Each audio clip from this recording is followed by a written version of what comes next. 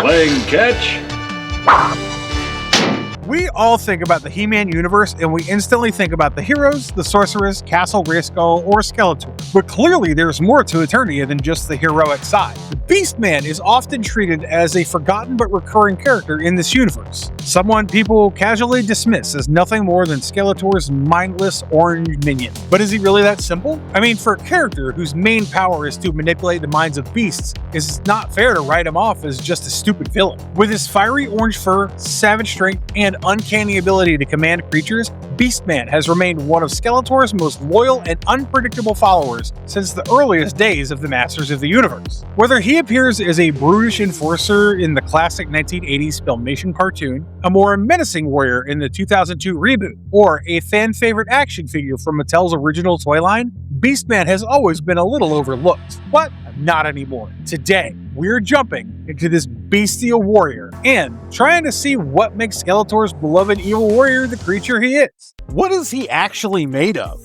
At first glance, Beastman looks simple. Orange fur, a whip, and a terrible attitude. Then again, villains from the early toy line era often looked simple because they were built to be understood instantly. Kids needed to look at him and immediately think, that guy is dangerous. But if we examine Beastman like a fictional biological case study, his body raises an interesting question. What exactly are we looking at? Not just a big bad villain, but a creature deliberately designed to embody animalistic power. Across most versions of Masters of the Universe, Beastman's anatomy suggests something halfway between a great ape and a humanoid warrior. His frame is broad, top-heavy, and built around upper body strength. His arms are often long and powerful, his chest is barrel-shaped, and his body is covered in thick orange or reddish fur. He's not always standing upright like a normal human warrior either. In many designs, he slouches forward with his shoulders and neck pushing into a more animal-like posture. This was not accidental. Beastman was designed to sell the idea of untamed strength, not disciplined heroism. He-Man and the heroic warriors usually embody balance, courage, control, and moral clarity. Beastman represents the opposite: instinct, aggression, submission, and raw physical force. Depending on the toy line, comic, or cartoon, his fur shifts from bright orange to reddish brown. The fur appears thick and coarse rather than soft, and it covers most of his body. But his face, hands, and some other parts of his body remain exposed enough to keep him expressive and readable as a character. The original 1982 toy also had one of the most striking faces in the early toy line, with blue markings around the eyes and the muzzle area. Mattel never gave a detailed in-story explanation for those markings, but they gave the toy a much wilder and more memorable face. By the time Beastman appeared in the 1983 Filmation cartoon, the design was simplified. That makes sense because animation had different demands from toys. Small facial details, complex markings, and heavy texture would have meant extra work for a recurring villain who appeared often. So the cartoon Beastman became cleaner, rounder, and easier to animate. You could see this clearly in episodes like Diamond Ray of Disappearance, where Beastman appears among Skeletor's evil warriors. He's still furry, orange, and brutish, but his design is much smoother than the toy version. In other words, toy Beastman feels more feral. Filmation Beastman feels more cartoon readable. Both versions work, but they tell us something important. Beastman's body has always been shaped by the needs of the version he appears in.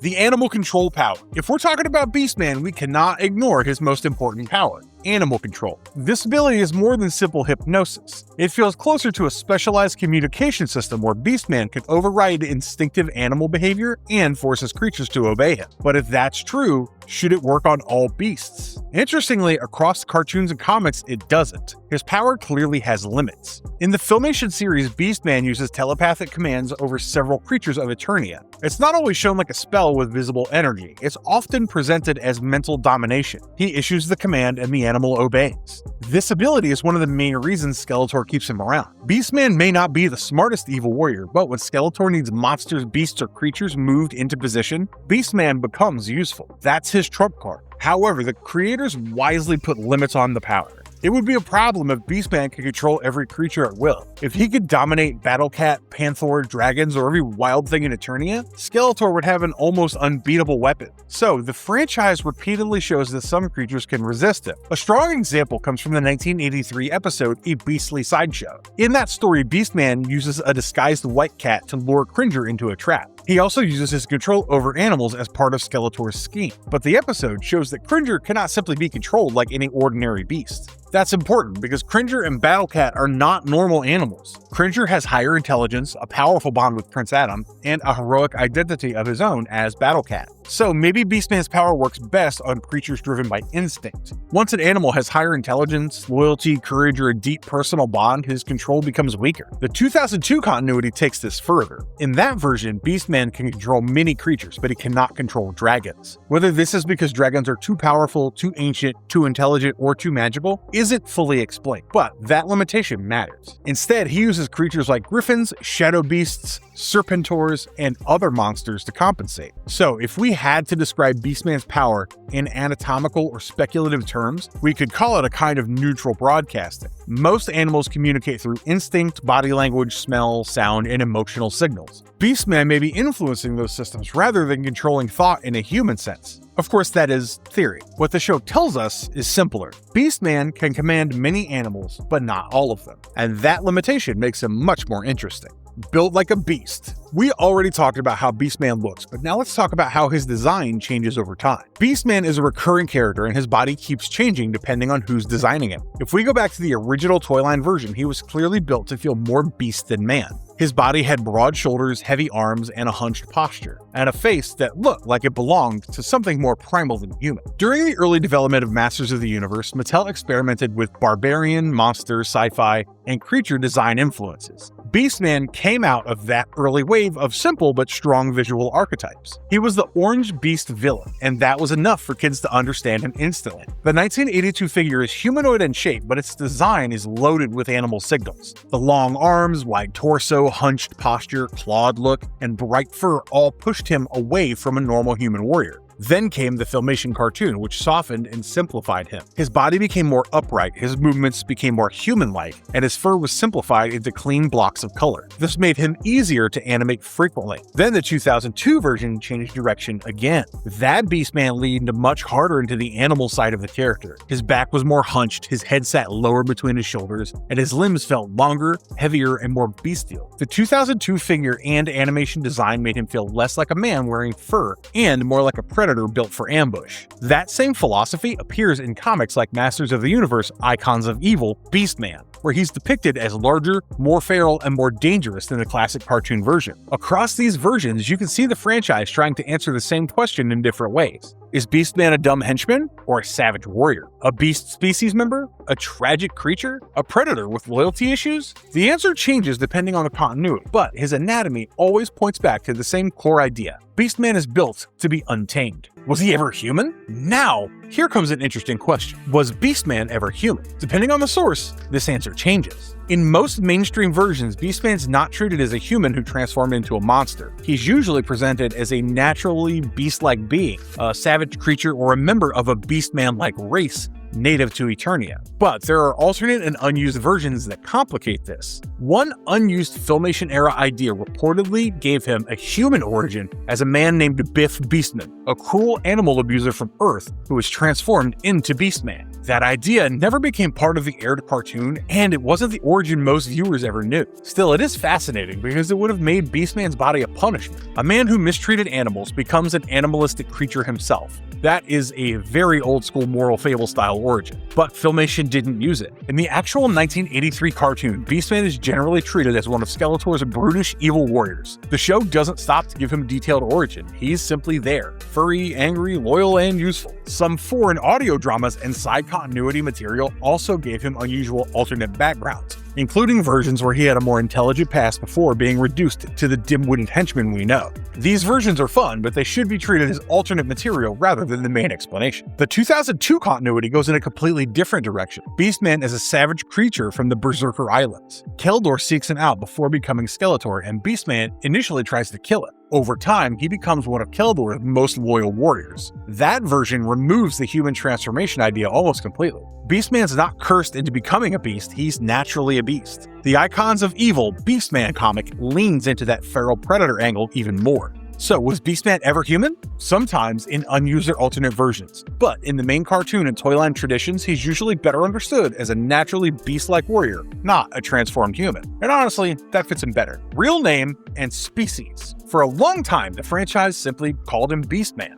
That was enough. He was the orange-furred henchman. His name told you exactly what he was supposed to be. But later, Masters of the Universe lore gave him more detail. In the Masters of the Universe Classics continuity, Beastman's real name is Grayskull. He's connected to the Vine Jungle and is banished from his people before joining the young alchemist Skeletor, who later becomes Skeletor. That detail is important because it gives him more than just a job title. It makes Beastman part of a larger culture or race. It also suggests that his ability to control animals might not be unique to him alone. Other members of his people may have similar beast-commanding traits. This version also explains his loyalty to Skeletor in a different way. If Grayskull was banished and then found purpose through Skeletor, his loyalty may come from a need to belong. The classics lore repeatedly associates Beastman with a larger population of beastmen or beast-like beings, which suggests his fur, strength, and animal control are biological or cultural traits rather than random mutation. This fits well with the 2002 version, where Beastman is a savage creature from the Berserker Islands. There, Skeletor finds him as a predator and recruits him into his service. The comic Icons of Evil Beastman reinforces the idea that he was violent and animalistic long before becoming Skeletor's servant.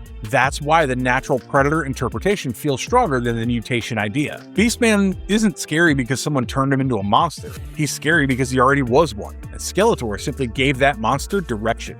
How strong is Beastman? Would you take away the animal control power, how powerful is Beastman physical? Across multiple versions, he's consistently shown as extremely strong. He's not on He-Man's level, of course. Very few characters are. But among Skeletor's evil warriors, Beastman is absolutely one of the more physically intimidating members. His strength comes from his ape-like anatomy. Broad frame, long arms, heavy upper body, powerful shoulders, and a posture designed for grappling, lunging, and smashing. He usually relies on brute force during fights. He swings, grabs, tackles, and uses his whip. He's not a graceful duelist or a tactical genius. He's built like a creature that charges first and thinks later. That is also his problem. Beastman is strong, but he's impulsive. He gets angry quickly, he makes mistakes, he lacks the discipline and strategy that stronger heroes use against him. In A Beastly Sideshow, we see both sides of it. He uses animals and traps, but when it comes to direct conflict with He-Man, his physical strength is not enough. He can threaten ordinary people and smaller creatures, but He-Man can overpower him with ease. But that does not mean Beastman is weak. It means he exists in a universe where He-Man is absurdly strong. Against regular Eternian soldiers, animals, or weaker heroes, Beastman would be terrifying.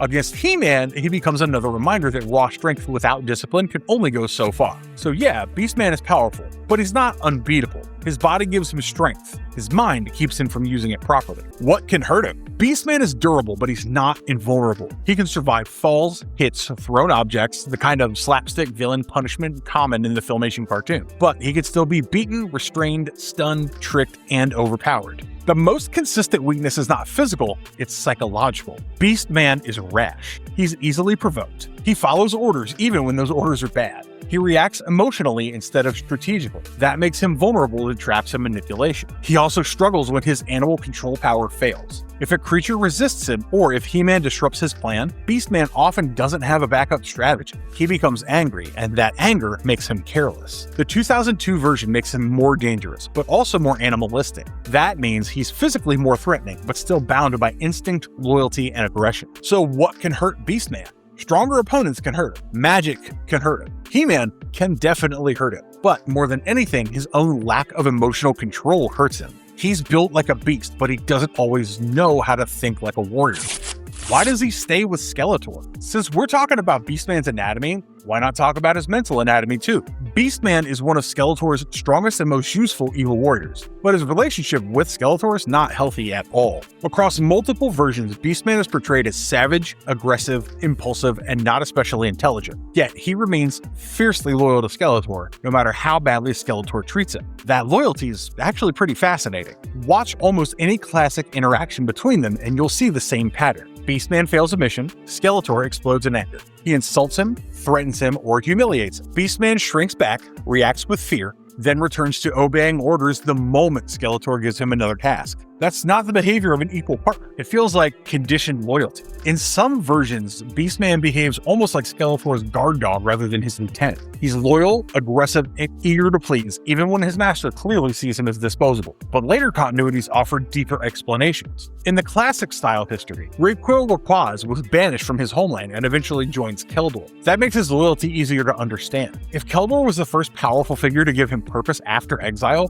Beastman may have attached himself to him completely. In the 2002 continuity, Keldor finds Beastman in the Berserker Islands, survives him, and eventually earns his loyalty. Beastman's devotion to Skeletor may come from a predator's respect for a stronger alpha figure. Or maybe it's trauma conditioning. Maybe Beastman stays because Skeletor has spent years breaking him down, insulting him, and making him believe he has nowhere else to go. That would explain why he rarely rebels, even though Skeletor treats him terribly. Either way, Beastman's loyalty is one of the saddest parts of his character. He is strong enough to be dangerous on his own, but psychologically, he remains chained to Skeletor. So what do we really learn from Beastman's anatomy? We learn that he's more than a dumb orange henchman. His body is built around animalistic power. His mind is tied to instinct, fear, loyalty, and aggression. His animal control abilities make him one of Skeletor's most useful servants, even if the franchise often treats him like comic relief.